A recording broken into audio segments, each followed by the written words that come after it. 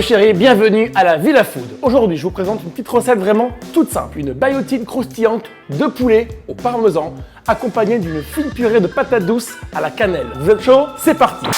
Pour réaliser cette recette-là, vous avez besoin de crème liquide, de blanc de poulet, un peu de cannelle, quelques petits poivrons, un peu de beurre, un oignon, un peu de bouillon de volaille, une feuille de brique, du parmesan, un peu de lait, de la patate douce, un peu d'herbe fraîche et une tomate. Sans oublier le sel et le poivre et l'huile d'olive. C'est parti!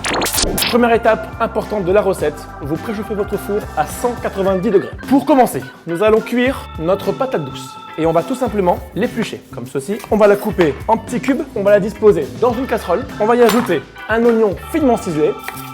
Attention à vos doigts. On le met dans votre casserole. Vous y ajoutez une pincée de cannelle, un petit peu de sel, un peu de poivre, un petit peu d'huile d'olive et un petit peu de beurre. C'est parti pour la cuisson. Maintenant, on va s'occuper donc de la cuisson de la purée de patates douces. Dès que ça commence légèrement à colorer, je vais y ajouter le bouillon de volaille, le lait et pour finir, la crème liquide.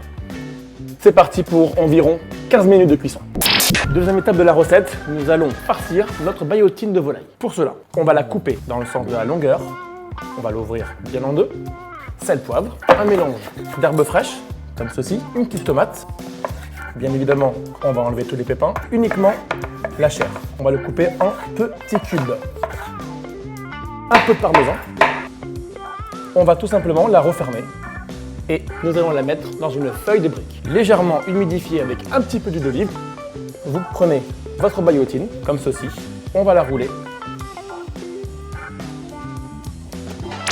Après 15 minutes de cuisson, nous allons mixer la patate douce. Pas trop de crème, on va réajuster en fonction. Dès que c'est bien mixé, nous allons terminer par un petit peu de beurre. Et là maintenant, nous allons sortir notre volaille. Place au dressage. Tout simplement, vous allez vous munir d'une belle assiette, comme celle-ci. Nous allons découper votre volaille dans votre assiette et faire un joli trait. Vos petits poivrons gouttes. Et vous allez déposer de volaille.